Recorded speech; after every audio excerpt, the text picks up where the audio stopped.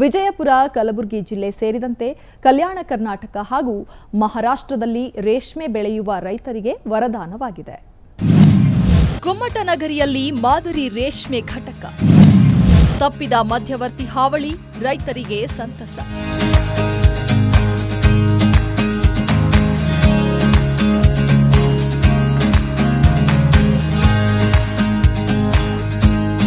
ಹೌದು, ಗುಮ್ಮಟನಗರಿ ವಿಜಯಪುರ ತಾಲೂಕಿನ ಕುಮಟಗಿ ಗ್ರಾಮದಲ್ಲಿ ರೇಷ್ಮೆ ನೂಲು ಬಿಚ್ಚುವ ಘಟಕವನ್ನು ಆರಂಭಿಸಲಾಗಿದೆ.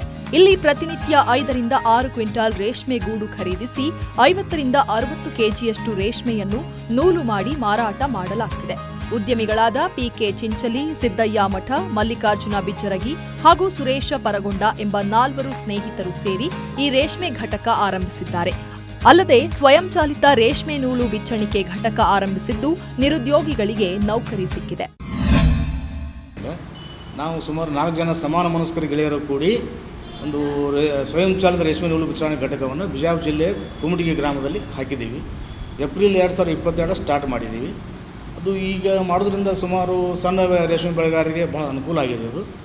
ಇದರಿಂದ ಎಲ್ಲ ರೇಷ್ಮೆ ಬೆಳೆಗಾರರು ರಾಮನಗರಕ್ಕೆ ರೇಷ್ಮೆ ಗೂಡನ್ನು ತೆಗೆದುಕೊಂಡು ಹೋಗ್ತಾಯಿದ್ರು. ಈಗ ಟ್ರಾನ್ಸ್ಪೋರ್ಟೇಷನ್ ವೆಚ್ಚ ಉಳಿದು ಈಕ್ವಲ್ ಟು ರಾಮನಗರ ರೇಟ್ ನಾವು ಕೊಡ್ತಾ ಇದ್ದೇವೆ ಇಲ್ಲಿಗೆ.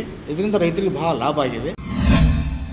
ಇನ್ನು ಜಿಲ್ಲೆಯಲ್ಲಿ ಸುಮಾರು 1000 ಎಕರೆಯಷ್ಟು ಪ್ರದೇಶದಲ್ಲಿ ರೇಷ್ಮೆ ಬೆಳೆಯಲಾಗುತ್ತಿದ್ದು ದಲ್ಲಾಳಿಗಳ ಮೂಲಕ ರಾಮನಗರಕ್ಕೆ ಕಳುಹಿಸಲಾಗುತ್ತಿತ್ತು. ಇದೀಗ ಈ ಘಟಕ ಆರಂಭದಿಂದ ದಲ್ಲಾಳಿಗಳ ಹಾವಳಿ, ಸಾರಿಗೆ ವೆಚ್ಚ ತಪ್ಪಿದಂತಾಗಿದೆ.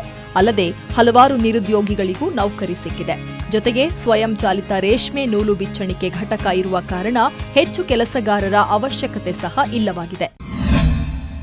ಇಲ್ಲಿ ಮೊದಲೇನು ಕಂಪ್ನಿ ಏನು ಯಾವುದು ಇದ್ದಿದ್ದಿಲ್ರಿ. ಈಗ ಹೊಸದಾಗಿ ರೇಷ್ಮೆ ಕಂಪ್ನಿ ತಯಾರಾಗ್ಯದ್ರಿ. ಮತ್ತು ನಾವು ಇಷ್ಟು ದಿವಸ ಮನೆಯಲ್ಲೇ ಇದ್ದಿದ್ದೇವ್ರಿ.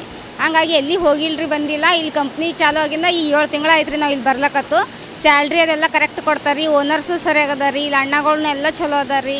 9 ಜನ ಕೆಲಸ ಮಾಡ್ತೀವಿ ರೀ ಲೇಡೀಸ್. ನಾವು ಭಾಳ ಹೆಲ್ಪ್ ಆಗ್ಯಾರ. ಎಲ್ಲ ಥರ ಕೆಲಸ ಮೊದಲು ಮಾಡೀವ್ರಿ. ಎಲ್ಲ ಟ್ರೈನ್ ಕೊಟ್ಟಾರ್ರಿ. ಟ್ರೈನಿಂಗ್ ಕೊಟ್ಟಿಂದ ಈಗ ಮತ್ತೆ ಬೇರೆದವ್ರು ಬಂದಾರ್ರಿ. ಹಾಗಾಗಿ ಈಗ ನಾವು ಇಲ್ಲೇ ಗೂಡು ಸ್ವಚ್ಛ ಮಾಡೋದು ಎಲ್ಲ ಥರ ಕೆಲಸ ಮಾಡ್ತೇವೆ.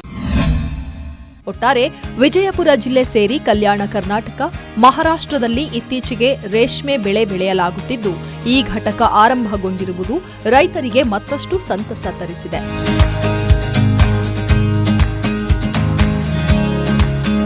Sunil Bhaskar, power TV, Vijayapura.